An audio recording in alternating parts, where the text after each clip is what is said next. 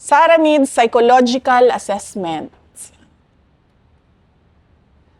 Tapos, ano sabi ko dito? Hindi kasi kayo nakakita pa ng tao na lumaban eh.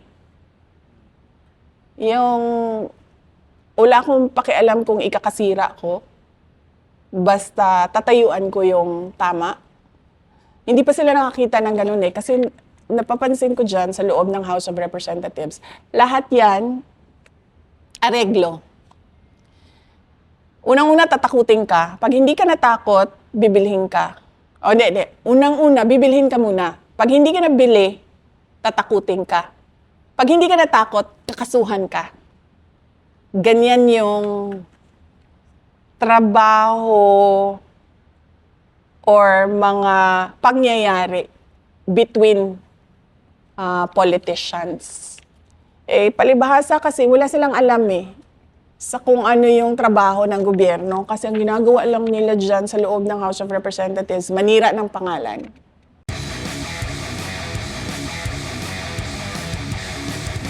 So, August 27, 2024, dito na lumabas yung disallowance. After na ito na nag-resign ako, expected na ito kasi gugulong na yung impeachment, di ba?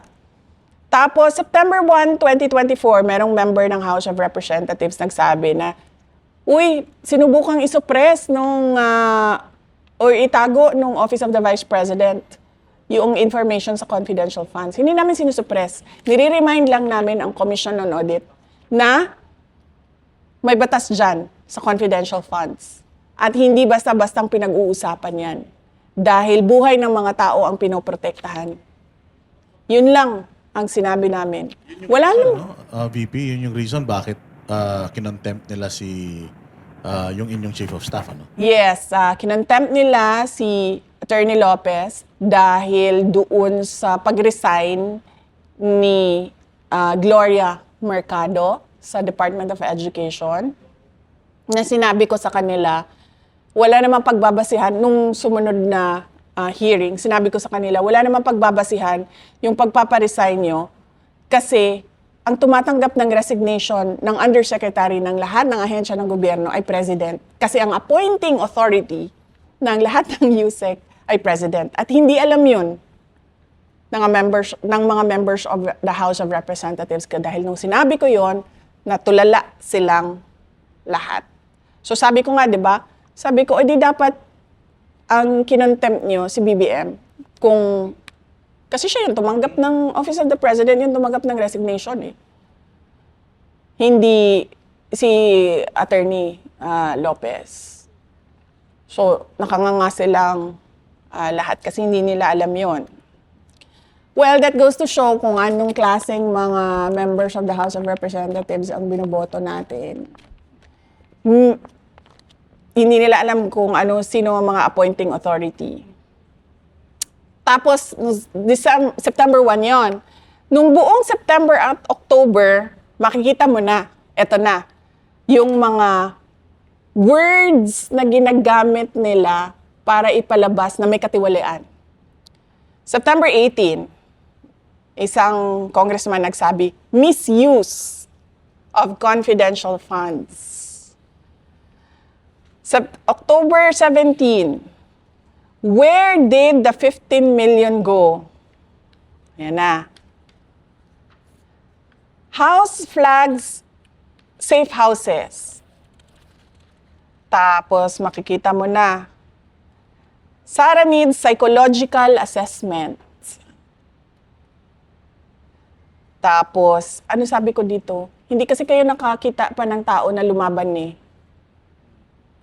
Yung wala akong pakialam kung ikakasira ko.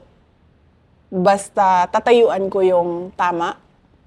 Hindi pa sila nakakita ng ganun eh. Kasi napapansin ko dyan sa loob ng House of Representatives, lahat yan, areglo. Unang-una, tatakutin ka. Pag hindi ka natakot, bibilhin ka. O, hindi. Unang-una, bibilhin ka muna. Pag hindi ka nabili, tatakutin ka. Pag hindi ka natakot, kakasuhan ka. Ganyan yung trabaho or mga pangyayari between politicians. So makikita mo dito, October yan. September, October, gumagamit na sila ng words na malversation, breach of public trust. Ito, galing ito sa isang congressman. Fabricated, galing sa isang congressman. Mary Grace Piatos, galing sa isang congressman na yan. Covering up. Yan. Galing sa isang congressman yan. Discrepancies.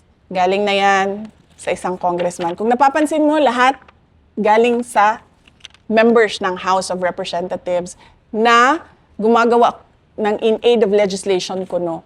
Na kung titingnan mo naman, in aid of legislation ito sa confidential funds, pero bakit Office of the Vice President lang?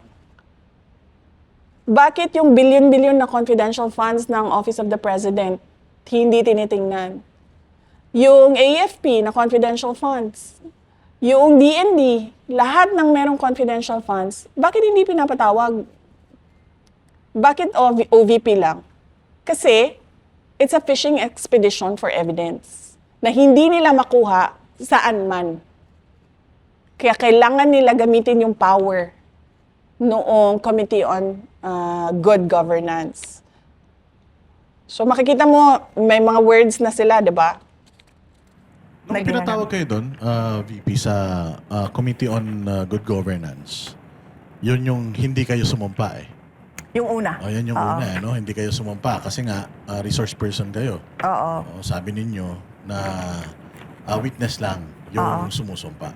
So, nung nakita nyo na parang kayo lang yung inimbita ron, did you question yung good governance na bakit kami lang? Hindi ko na kinasyon dahil alam ko naman na tinarget na kami. Kasi doon sa opening statement ko, sinabi ko na doon na you are going after me because you do not have evidence of wrongdoing.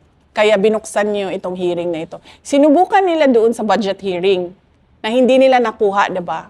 Kasi unang-una sabi ko, wala naman kaming nire-request na confidential funds, so bakit kami magtatanong about confidential funds?